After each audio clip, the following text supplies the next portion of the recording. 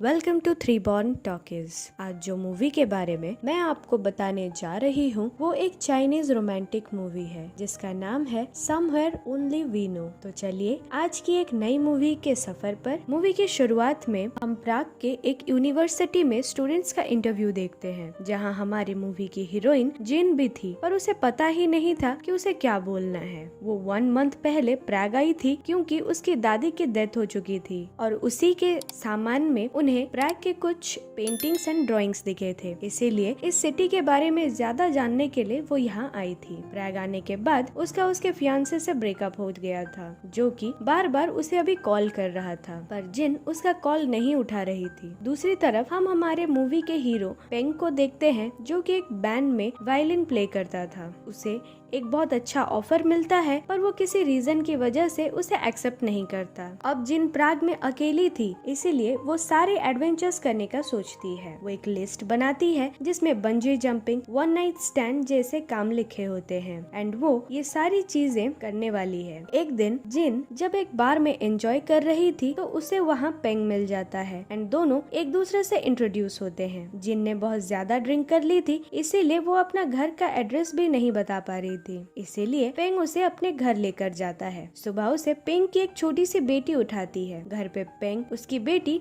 और उसकी मॉम रहते थे। जिन जब इन सब को देखती है तो अपने इस हालत से उसे काफी एम्बेरसमेंट होती है। पेंग उसे घर छोड़ने आता है तो उसे आते वक्त एडवाइस देता है कि प्राग एक्चुअल में इतना सेफ नहीं है, इसीलिए वो ऐसे ही किसी स्ट्रेंजर को अपना घर का एड्रेस ना बताए। कुछ दिन बाद जिन को पोस्ट ऑफिस से कॉल आता है जिसमें पोस्ट ऑफिस वाले कहते हैं कि उन्हें जिन के ग्रैंड मॉम की एक लेटर मिली है जो कि 1970 की है। जिन सोचती है कि वो क्लास के बाद जाकर ये लेटर ले आएगी और फिर शिनशन के साथ क्लास करने लगती है। क्लास के बाद दोनों को उनका एक फ्रेंड मिलता है जो कि ये दोनों को के एक वेडिंग पार्टी में इनविटेशन देता है क्योंकि इस वेडिंग में उनका फ्रेंड भी प्ले करने वाला है। शिनशन एंड वो लड़का एक दूसरे को बहुत ज्यादा पसंद करते थे, इसीलिए रात को जिन और शिनशन उस वेडिंग में जाते हैं जहाँ पेंग भी वायलिन बजा रहा था। वहाँ जिन पेंग को देखकर ऑकवर्ड हो जाती है। उस वेडिंग को देखकर जिन को अपने फियांसे की याद आती है। वो सोचती है कि अगर उसका ब्रेकअप नहीं हुआ होता तो आज उनकी भी शादी हो चुकी होती। जिनको थोड़ा बुरा लगता है और वो बाहर चली आती है। बाहर आते ही उसके हाथ पे कोई ब्रेसलेट बांध देता है एंड उससे कहता है कि जब तुम्हें ट्रू लव होगा ना तभी ये ब्रेसलेट अपने आप तुम्हारे हाथ से टूट जाएगा। जिन ये सब सुपरस्टिशन पे बिलीव नहीं करती थी पर तब भी वो ब्रेसलेट पहन लेती है। घर आते वक्त वो अपने दादी के लेटर्स देखती है जिसमें जोसेफ ने लिखा था कि उसकी दादी के चले जाने के बाद भी वो उन्हें बहुत ढूंढता रहा पर फिर भी दोनों मिल नहीं पाए। रात को जिन एंड शिनशन फिर एक वेडिंग में जाते हैं जहां उनका फ्रेंड एंड पेंग दोनों ही म्यूजिक प्ले कर रहे थे। अब तक जिन को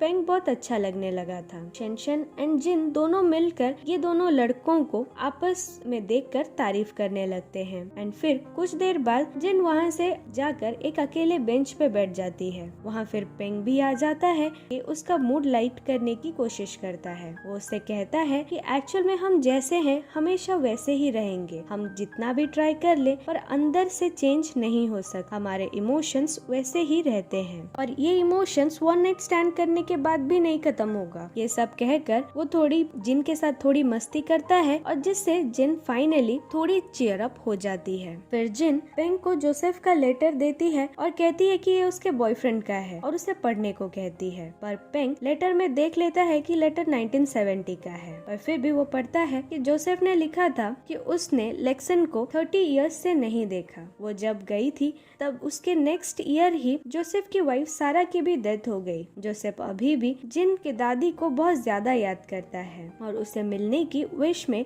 हर दिन रिवर के पास खड़ा रहता है। ये पढ़कर जिन थोड़ी इमोशनल हो जाती है एंड फिर पेंग से पूछती है कि क्या वो किसी का वेट 30 इयर्स तक करेगा। तो मस्ती में पेंग कहता है कि बीच में अगर शादी करने का मौका मिलेगा तो शादी कर लूंगा। ये सब से दोनों थोड़े पास आ जाते हैं पर जिन खुद को रोक लेती है एंड वहाँ से चली जाती है। नेक्स्ट डे जब सारे फ्रेंड्स एक साथ चिल कर रहे होते हैं तो सभी पेंग के घर चलते हैं। वहीं पेंग की मॉम जिन को पहचान लेती है एंड फिर उससे अकेले में थोड़ी अनकंफर्टेबल क्वेश्चंस पूछती है। ये देखकर पेंग पेंग जिन को अपने पास बुला लेता है। फिर वो उसे हिल टॉप पे लेकर जाता है एंड वहाँ दोनों बहुत सारी बातें करते हैं। जिन बताती है कि वो हमेशा अपनी दादी के साथ ही रहती थी जो उसे कभी भी नहीं डांट, इसीलिए वो हमेशा किसी बड़े के डांटने का बहुत मिस करती है। पर तभी पेंग कहता है कि उसकी मॉम ने तो कभी डांटने में कोई कसर ही नहीं छोड़ी। जब भी वो घर पे रहती हैं, कुछ न कुछ बोलती ही रहती हैं और आवाज हमेशा ही लगा रहता है। फिर वो बताता है कि एक्चुअली उसकी मॉम ने बहुत कुछ सहा है। अभी उसके मॉम को पिल्स लेना पड़ता है क्योंकि उसके पापा ने बिजनेस के लिए उसकी मॉम को छोड़ दिया था। जब उनका बिजनेस थोड़ा अच्छा ग्रो कर गया तो वो एक छोटी सी लड़की के लिए उसकी मॉम को छोड़ के चले गए और इस बात का उसकी मॉम पर बहुत ही बुरा असर पड़ा और इसीलिए अब उन्हें पिल्स लेना पड़ता है। ये सुनकर जिन बहुत ज्यादा इमोशनल हो जाती है एंड जब पेंग और वो किस करने वाले होते हैं तो फिर से खुद को रोक कर वहाँ से जाने लगती है। पर इस बार पेंग उसे पकड़ लेता है एंड आकर उसे किस कर लेता है और कहता है कि हर बार तुम यहाँ से नहीं भाग सकती। किस करने के बाद वो उसे अपने साथ लेकर चला जाता है। सुबह फिर पेंग उठकर बड़े ही अच्छे मूड में अपनी बेटी एंड खुद के लिए ब्रेकफास्ट बनाता है एंड अपनी बेटी को तैयार करके स्कूल छोड़ने जाता है। जिन ने जो टू डू लिस्ट बनाई थी उसमें नीचे पेंग ये भी लिख कर जाता है कि ये बेकार लिस्ट है। ये देखकर जिन को बहुत ज्यादा हंसी आ जाती है। फिर वो जोसेफ के लेटर के बारे में ज्यादा जानने के लिए उस एड्रेस पे जाती है, पर अभी उस एड्रेस पे एक कैफे बन चुका था। कैफे में जब जिन जोसेफ के बारे में पूछती है तो कैफे की एक लेडी उसे एक ओल्ड लेडी से मिलाती है जो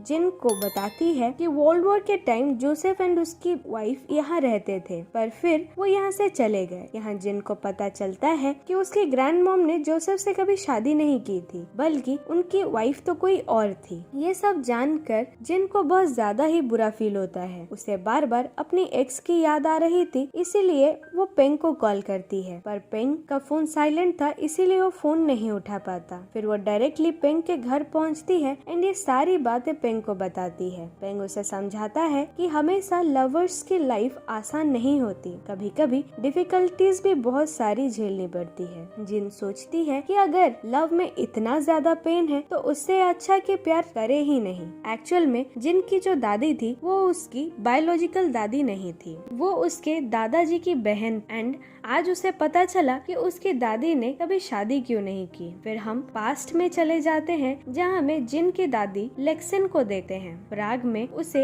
एक नर्स की जॉब मिली थी एंड वो जोसेफ के अंडर काम करने वाली थी। जोसेफ एक डॉक्टर था। वर्ल्ड वॉर की वजह से लेक्सिन भी अपने घर चाइना नहीं जा पा रही थी एंड जोसेफ की फैमिली को भी वो बहुत मिस कर रहा था क्योंकि जोसेफ की फैमिली वॉर की वजह से कहीं गुम हो गई थी और उनका कोई ठिकाना ही नहीं मिल पा रहा था। इसलिए जोसेफ हमेशा ही सैड रहता था। लेक्सिन उसे चीयर अप करने के लिए एक दिन उसका एक फनी सा ड्राइंग बनाती है एंड नीचे लिखती है चीयर अप। अगले दिन बाहर कम्युनिटी डांस एंड फेस्टिवल हो रहा था जहाँ जाने के लिए लेक्सिन जोसेफ को बहुत मनाती है। जोसेफ पहले तो मना करता है पर फिर फाइनली लेक्सिन के साथ चला जाता है। अब वो फाइनली हंसने लगा था। लेक्सिन के साथ वो बहुत ज्यादा एंजॉय करता है एंड अब लेक्सिन और जोसेफ बहुत ज्यादा करीब आ जाते हैं। आज बहुत टाइम बाद जोसेफ को हंसता देख लेक्सिन भी बहुत ज्यादा खुश होती है। अब फिर से हम प्रेजेंट में आते हैं जहाँ जब पेंग जिन को लव के बारे में पूछता है तो वो बताती है कि ब्रेकअप के बाद उसे प्यार में कोई विश्वास ही नहीं रहा। अब पेंग एंड जिन दोनों एक साथ बहुत टाइम रहने लगे हैं। वो बहुत टाइम स्पेंड करते हैं एंड पेंग के डॉटर के साथ एक साथ मिलकर खेलते घूमते हैं। एक बार जब जिन पेंग के घर थी तो पेंग की मॉम को फिर से एंजाइटी अटैक आने लगता है क्योंकि उन्होंने बहुत दिन से उनके पिल्स नहीं लिए थे। इस बात से पेंग एंड उसकी मॉम की बहुत ज्यादा झगड़ा हो जाता है जिससे कि उसकी डॉटर बहुत ज्यादा अपसेट हो जाती है एंड फिर वो अपनी मॉम की पिक लेकर आती है और जिन के सामने रोने लगती है। आज तक पेंग ने जिन को उसकी वाइफ के बारे में नहीं बताया था, इसीलिए जिन वहाँ से गुस्से में जाने लगती है। अब पेंग अपनी मॉम को समझाकर जिन को रोकने आता है पर वो गुस्से में चली जाती है। अगले दिन जिन के पास उसके ग्रैंड मॉम का एक स्कार्फ था, इसीलिए अगले दिन वो उसी स्कार्फ के बारे में पता करने एक एंटीक शॉप में जाती है जहाँ जहाँ उसे पता चलता है कि ये स्कार्फ 1959 में एक एड्रेस पे डिलीवर हुआ था। जिन उससे वो एड्रेस ले लेती है। फिर हम पास्ट में जाते हैं जहाँ अब जोसेफ एंड लेक्सन एक कपल बन चुके हैं एंड जोसेफ ने लेक्सन को यही स्कार्फ गिफ्ट किया है। डिनर पे वो लेक्सन को बताता है कि वो दोबारा अपना लाइफ स्टार्ट करना चाहता है एंड वो लेक्सन के साथ भी रहना चाहता है, इसीलिए वो चाहता है कि दोनों मिलकर चाइना चले जाएं और वहाँ वो एक नया लाइफ स्टार्ट करे। लेक्सन भी यही चाहती थी पर वो कभी बता नहीं पाई, पर ये सब सुनकर वो बहुत ज्यादा खुश हो जाती है। जोसेफ ने चाइना की 2 टिकट्स भी ले ली थी एंड ये सारी चीजें देखकर लेक्सन का खुशी का ठिकाना नहीं रहता। फिर हम प्रेजेंट में आ जाते हैं जहाँ एक कॉमन फ्रेंड के बर्थडे पार्टी में पेंग एंड जिन फिर से मिलते हैं एंड यहाँ पेंग फाइनली जिन को मनाता है एंड फिर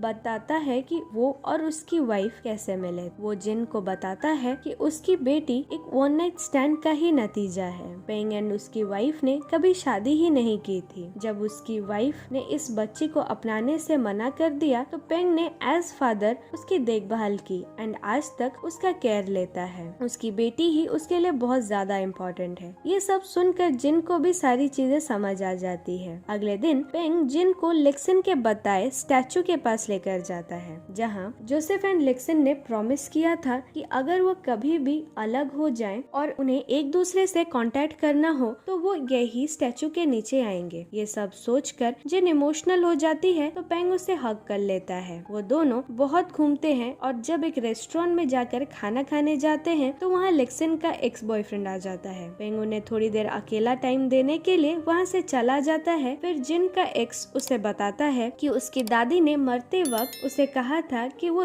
जिन का ध्यान रखे एंड ये लेटर भी दिए थे, तो इसीलिए ये लेटर देने के लिए ही वो उसे बार बार कॉल कर रहा था। जिन को भी अपने इस रिलेशनशिप का एक क्लोजर मिलता है एंड वो समझ जाती है कि ये दोनों में कभी प्यार था ही नहीं। अब वो पिंक के साथ बहुत ज्यादा एंजॉय करती है एंड पूरा प्राग घूमती है। वो पिंक के साथ बहुत ज्यादा खुश थी एंड ये सारी चीजें वो कभी चेंज ही नहीं करना चाहती थी। एक बार जब सभी फ्रेंड्स एक साथ थे तो शेनशन एंड उसका दोस्त एक दूसरे को प्रपोज कर लेते हैं एंड फिर शेनशन भी हाँ कर देती है। यहाँ सारे लोग बहुत ज्यादा खुश थे बट तभी पेंग को हॉस्पिटल से कॉल आता है कि उसकी मॉम ने सुसाइड अटेम्प्ट किया है। सभी भागते भागते हॉस्पिटल जाते हैं एंड सभी पेंग को बहुत ज्यादा सपोर्ट करते हैं। हॉस्पिटल आकर पेंग अपनी मॉम को समझाता है कि वो ऐसा नहीं सोचे कि वो अकेली हैं। पेंग हमेशा उनके साथ ही रहेगा। हॉस्पिटल में जिन भी उनकी बहुत ज्यादा हेल्प करती है। जब वहाँ पेंग के पापा उनसे मिलने आते हैं तो पेंग गुस्से में वहाँ से जाने लगता है। वो कहता है कि उसकी मॉम की ऐसी हालत के जिम्मेदार सिर्फ उसके पापा ही हैं। अगर उन्होंने ऐसे डिवोर्स पेपर नहीं भेजे होते तो आज ये हालत उनकी नहीं होती। वो कहता है कि अगर आपको डिवोर्स ही देना है तो डायरेक्टली डिवोर्स दे दीजिए, पर इतना पोस्टपोन करके बार बार हर्ट करने की कोई जरूरत नहीं है। जब पेंग हॉस्पिटल में अपनी मॉम के साथ था तो उसकी मॉम उसे समझाती है कि जब जिन की पढ़ाई कंप्लीट हो जाएगी तो वो तो यहाँ से चली जाएगी, तो ये रिलेशनशिप तो तुम्हारी बहुत ही कम दिन की रहेगी। इस रिलेशनशिप का कोई फ्यूचर ही नहीं होगा। पेंग भी ये सारी चीजें सोचता है एंड नेक्स्ट टाइम जब जिन हॉस्पिटल आती है एंड वो उसे छोड़ने जाता है तो उसे बड़े ही रूडली नेक्स्ट डे नहीं आने को कहता है एंड फिर से उससे मिलने से भी मना कर देता है। इससे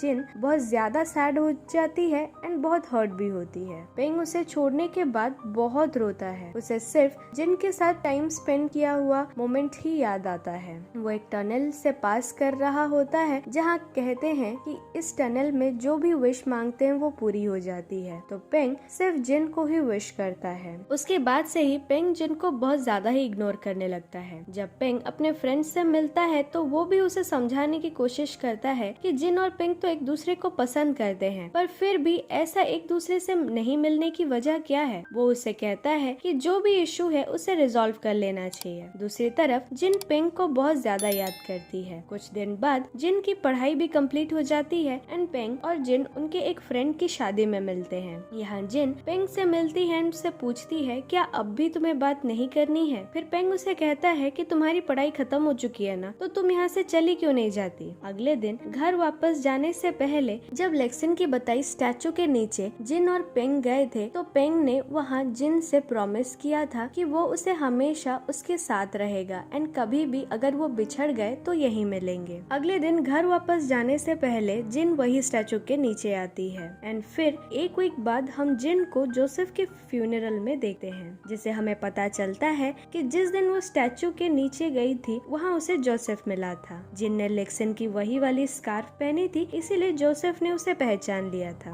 वो जिन को उसके एंड लेक्सन के बारे में सारी चीजें बताता है एंड कहता है कि वो हमेशा ही विश करता था कि वो लेक्सन से मिले, पर वो कभी ऐसे मिल नहीं पाया। फिर हम पास्ट में देखते हैं कि जोसेफ को एक कॉल आता है जिसमें उसे पता चलता है कि उसकी वाइफ अभी भी जिंदा है। उसकी वाइफ की एक्चुअली मेमोरी लॉस हो गई थी, इसीलिए इतने सालों तक उसने किसी से कांटेक्ट नहीं किया था। एंड आज बहुत साल बाद उसकी ट्रीटमेंट होने के बाद उसे जोसेफ याद आया है। लेक्सन को जैसे ही ये बातें पता चलती है तो वो जोसेफ को उसकी वाइफ के पास भेज देता है, जिससे कि वो उसका ख्याल रख सके। कुछ दिन बाद जोसेफ उसकी वाइफ का ख्याल रखता है, पर फिर लेक्सन से मिलने आता है। लेक्सन जब जोसेफ को देखती है तो वहाँ उससे आने की वजह पूछती है, तो जोसेफ कहता है कि वो लेक्सन को अब भी बहुत ज्यादा मिस करता है। दोनों एक दूसरे से बहुत ज्यादा प्यार करते थे एंड दोनों यहाँ इंटीमेट हो जाते हैं, एक दूसरे के करीब। दोनों बहुत ज्यादा इमोशनल थे। दोनों एक दूसरे से बहुत सारी प्रॉमिसेस करते हैं एंड जोसेफ के जाने के बाद लेक्सन उनके चाइना वाले टिकट्स को देख के बहुत ज्यादा रोती है, पर फिर उसी दिन जोसेफ को छोड़कर चाइना वापस चली जाती है, जिससे कि वो जोसेफ एंड उसके वाइफ के बीच कभी ना आ गए एंड जोसेफ भी अपनी वाइफ का अच्छे से ख्याल रख सके।